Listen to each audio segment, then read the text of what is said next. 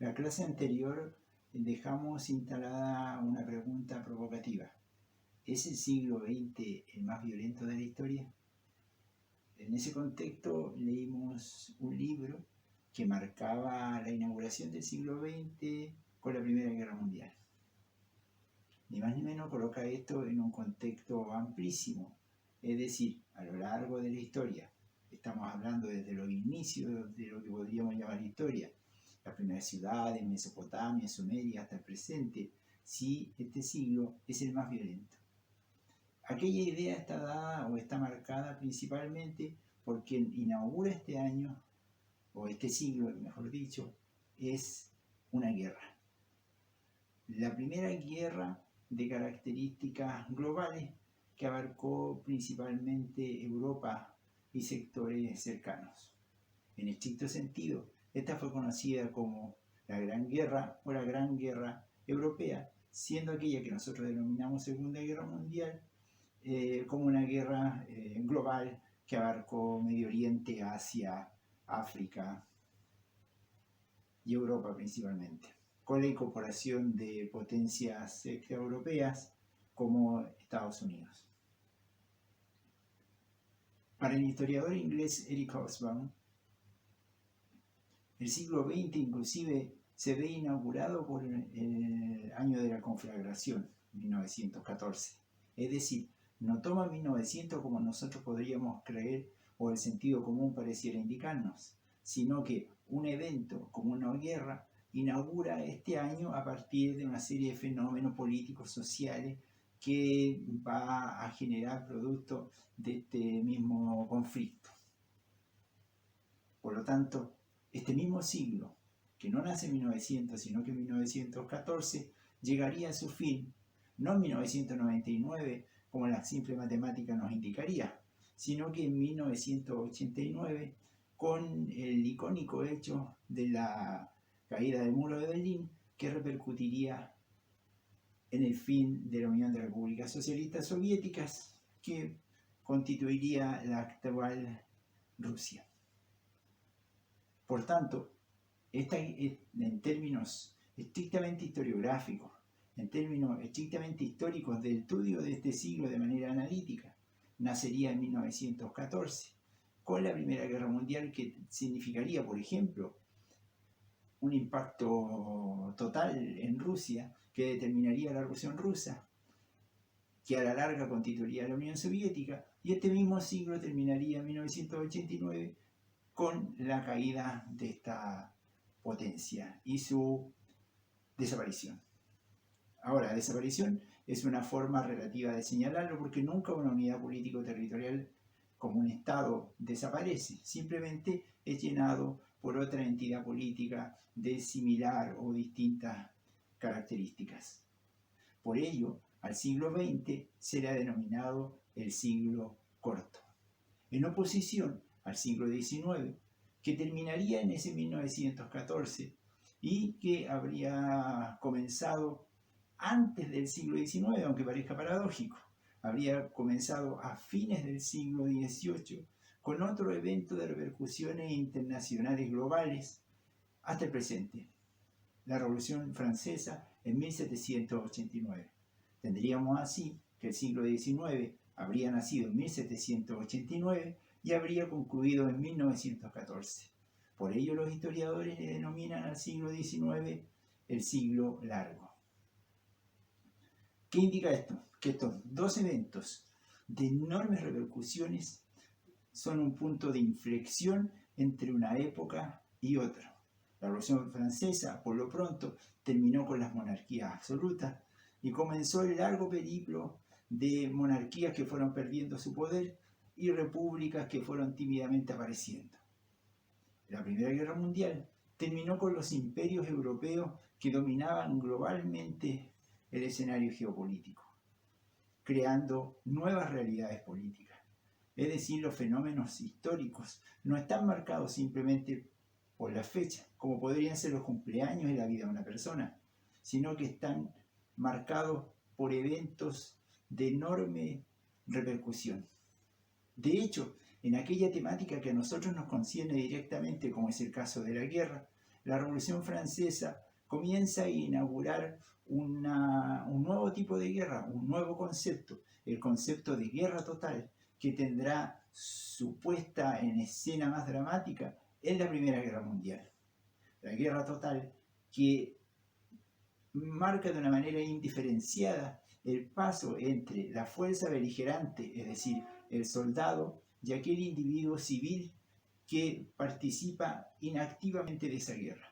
La Primera Guerra Mundial ya no distingue entre víctima y victimario, entre participante activo de esta guerra y en participante pasivo, con una alta cantidad de muertos entre personas civiles.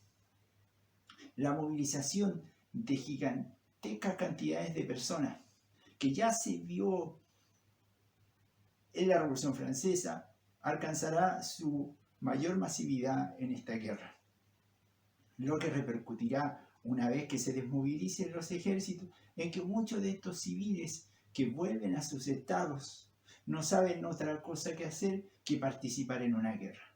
Por ello, uno de los autores mencionado en el texto que ustedes leyeron señala que comienza un proceso en la política interna de esos estados denominado de brutalización de la política.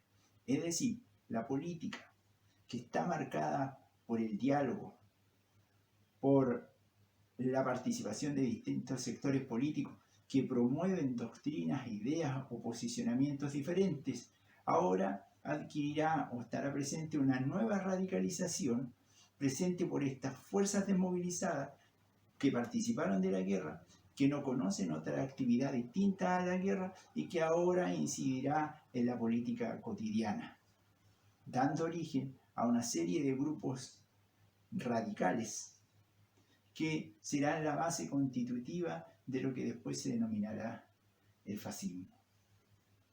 Pero, ¿es el siglo XX el siglo más violento de la historia?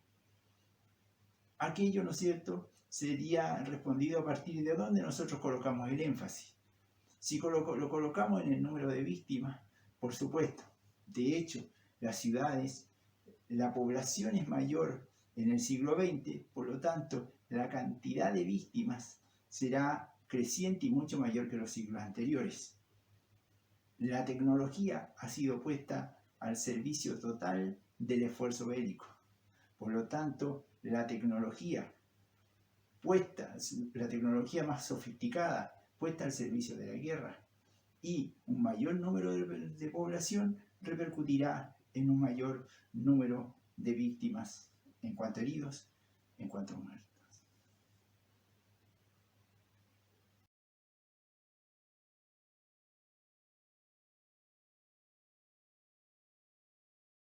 Nos preguntábamos si el siglo XX era el siglo más violento de la historia, y para aproximarnos a una respuesta señalábamos que dependía de cuál indicador utilizábamos para responderla. Si consideramos que durante el siglo XX la población mundial era mayor a la de cualquier otro siglo, tenemos ya una potencialidad de víctimas mayor. Si sumamos a aquello la tecnología, y una tecnología más sofisticada que se pone al servicio de la violencia bélica, esta en sí misma se traducirá en mayor cantidad de víctimas. Debemos considerar que la guerra siempre ha utilizado la tecnología para llevar a efecto sus propósitos. No obstante, en el siglo XX nos encontramos con una tecnología de una sofisticación altísima en relación a lo que antes habíamos existido. Una sofisticación criminal, podríamos llamar.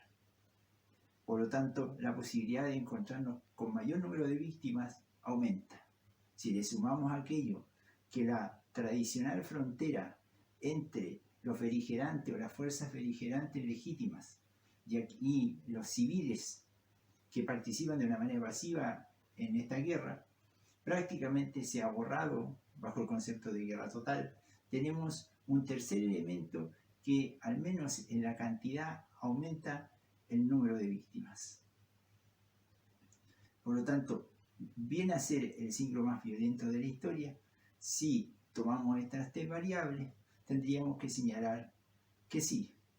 No obstante, también hay que considerar otras problemáticas y otros enfoques que iremos desarrollando e intentando responder a medida que pasa el curso.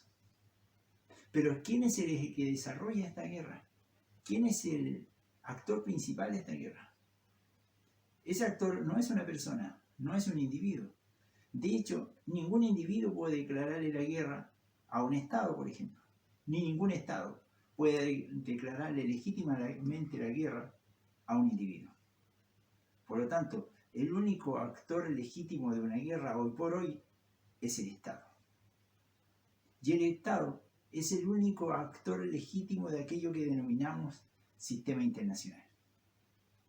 Si consideráramos el mundo una especie de conjunto de estados siguiendo cada cual su propósito de una manera egoísta y anárquica, el sistema internacional vendría dándole un orden, como su nombre lo indica, en cuanto a sistema. Es decir, un sistema que es más que la suma de sus partes.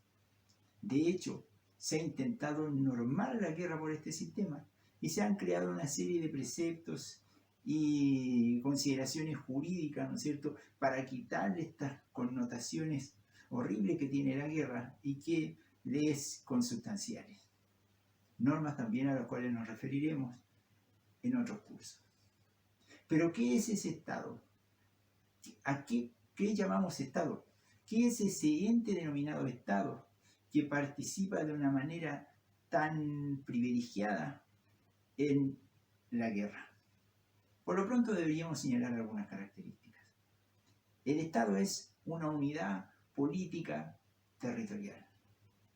Es decir, es una unidad política que cuenta con un territorio, que vive una población específica en ese territorio, ya sea una población minoritaria en un territorio extendido, ya sea una población masiva en un territorio minoritario, ya sea un territorio enorme como Estados Unidos, ya sea un terreno pequeño como Japón, o ya sea un territorio de cierta extensión como Mongolia, pero de poca población.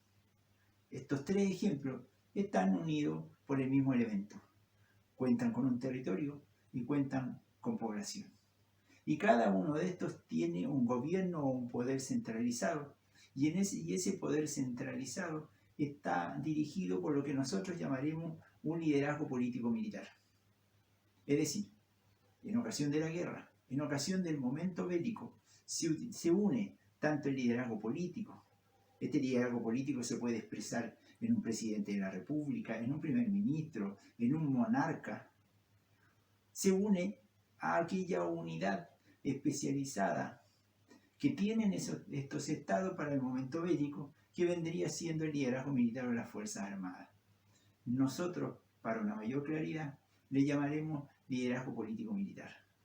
Por lo tanto, el Estado cuenta con un poder centralizado, un territorio, una población, unas Fuerzas Armadas, y además cuenta con un concepto que es clave en la ecuación que nosotros estamos desarrollando, que es el concepto de soberanía.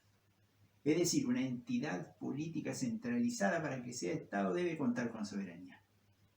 Y a grosso modo, ¿qué es la soberanía? Es la capacidad de crear y aplicar las leyes. Es decir, ese ente político que nosotros llamamos Estado debe tener las condiciones de crear la ley y además aplicarla. Es decir, no basta con que aplique una ley que fue creada fuera de las fronteras. O debe tener la condición de crear en su territorio la ley de manera soberana y autónoma y poder aplicarla. De hecho, si un Estado no es capaz de aplicar la ley en toda la extensión de su territorio, estamos hablando de un Estado fallido, que es una categoría reciente para referirnos a estados que son impotentes de aplicar la ley en todo el territorio de dicho estado. Como lo señaló el sociólogo alemán Max Weber, el Estado además cuenta con el monopolio legítimo de la fuerza. Es decir, un Estado cuenta con el monopolio legítimo de la fuerza, cuenta con un poder centralizado, cuenta con un territorio, cuenta con una población y además está dotado de soberanía. Y cada uno de los estados del sistema internacional, para ser legítimo en relación a un otro, debe contar con todos esos atributos.